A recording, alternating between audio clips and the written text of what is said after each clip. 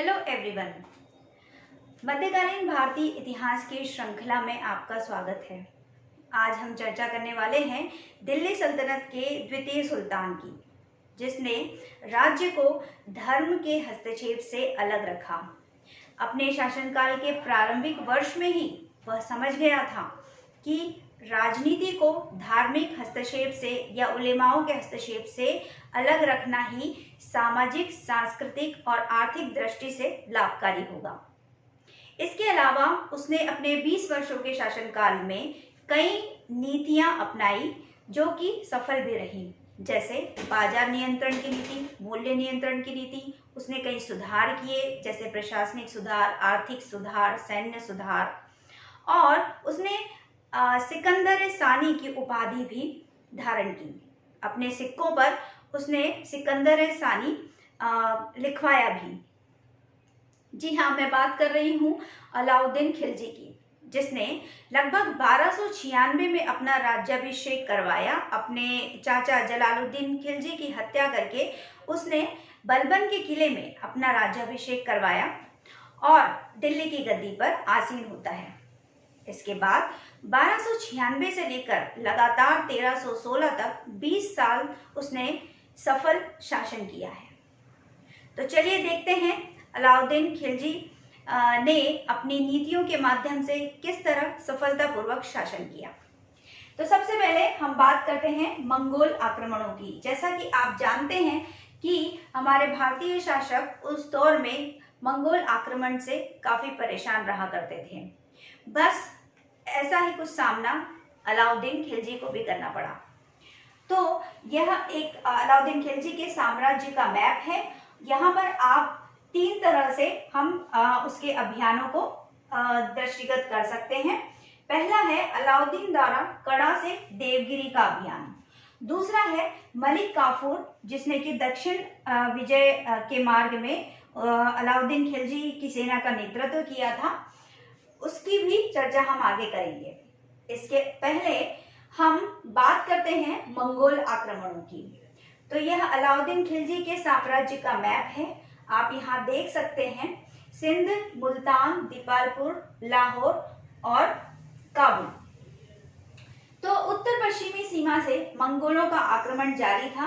लगभग 1296 से लेकर 1307-8 तक मंगोलों ने 7 बार आक्रमण किए भारत पर अलाउद्दीन खिलजी के शासनकाल में।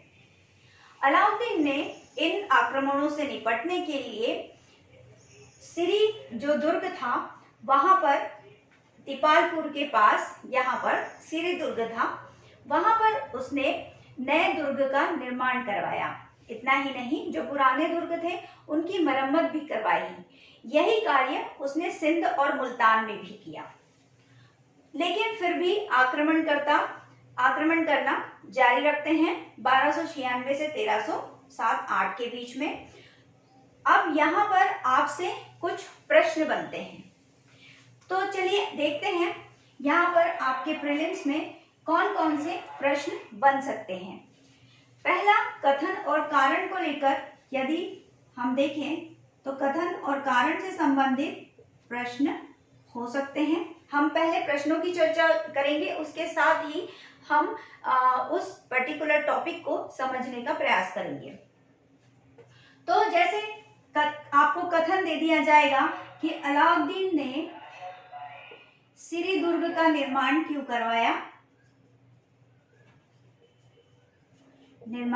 कराया, ऐसा दे दिया जाएगा। और कारण में आपको बताया जाएगा कि वह मंगोलों से दिल्ली की सुरक्षा करना चाहता था।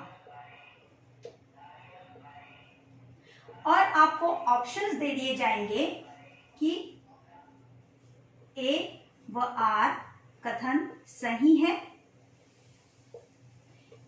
व आर ए की व्याख्या करता है। इस तरह से आपको 3-4 ऑप्शंस यहाँ पर दे दिए जाएंगे। देखिए, मैंने अभी आपको बताया कि अलाउद्दीन ने मुल्तान, दीपालपुर और श्री दुर्ग में वहां पर उसने नए दुर्गों का निर्माण करवाया था और श्री शहर की स्थापना भी उसने 1303 में की थी। तो अलाउद्दीन ने श्री दुर्ग का निर्माण कराया, यह तो सत्य है। वह क्योंकि अब यहाँ पर जब आपको कथन और कारण से संबंधित कोई प्रश्न आ जाए तो बीच में आप क्योंकि का इस्तेमाल कर सकते हैं। अलाउद्दीन ने श्री दुर्ग का निर्माण कराया क्योंकि वह मंगोलों से दिल्ली की सुरक्षा करना चाहता था, और बिल्कुल यही सही है। तो ए व आर सही है, वह आर ए की सही व्याख्या करता है। देखिए, मंगोल आक्रमणों से सुरक्षा के लिए अलाउद्दीन ने एक तो श्री में, मुल्तान में और दीपालपुर में नए दुर्गों का निर्माण कराया। दूसरा, उसने पुराने दुर्गों की मरम्मत की, यह भी हम जान चुके हैं। तीसरा, उसने सबसे अच्छे सेनापतियों को वहां पर नियुक्त किया। सुरक्षा की दृष्टि से उसने अच्छे से अच्छे सेनापतियों को वहां पर नियुक्त किया। उसमें से एक जो सेनापति हैं उनका नाम था गाजी मलिक, जिन्हें आप तुगलक वंश में आगे गयासुद्दीन तुगलक के नाम से जानेंगे।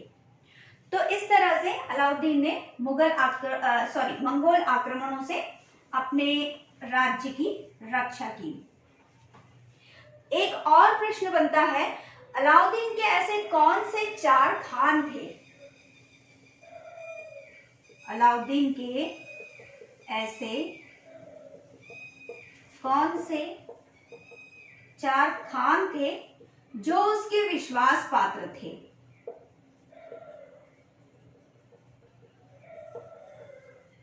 आपको ऑप्शंस दे दिए जाएंगे। पहला जौहर खां, उलूग खां, नुसरत खां और जफर खां। इस तरह से आपको 3-4 ऑप्शन दे दिए जाएंगे और आपको पूछा जा रहा है कि ऐसे कौन से विश्वास पात्र जो इसके सेनापति हुआ करते थे। तो देखिए, उलूग खां, नुसरत खां, जफर खां, ये सभी, और अल्प खां भी, अल्प खां, ये सभी उसके विश्वास पात्र सैनिक हुआ करते थे।